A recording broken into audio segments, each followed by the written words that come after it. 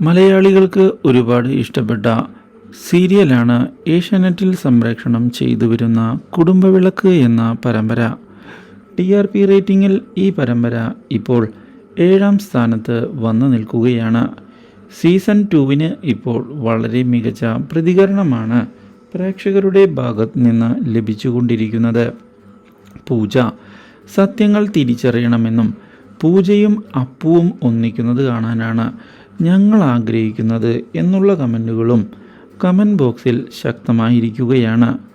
എന്നാൽ ഇതേസമയം പങ്കജ് തൻ്റെ നീക്കങ്ങളുമായി മുന്നിലേക്ക് പോവുകയും ഇതേ തുടർന്ന് വിവാഹത്തിൻ്റെ നീക്കങ്ങൾ നടത്തുകയും ചെയ്യുന്നു.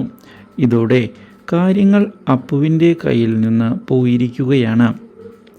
എന്നാൽ വിവാഹത്തിന് പൂജ സമ്മതം അറിയിക്കുകയും ചെയ്തത് അപ്പുവിനെ മാനസികമായി തകർക്കുന്നു.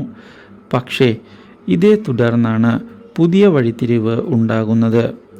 ദീപു നമ്മുടെ പൂജയെ കാണുന്നതിനായി എത്തുകയും പൂജയോട് താൻ ഇതെല്ലാം ചെയ്തത് പൈസയ്ക്ക് വേണ്ടിയായിരുന്നു എന്ന് അറിയിക്കുകയും ചെയ്യുന്നു.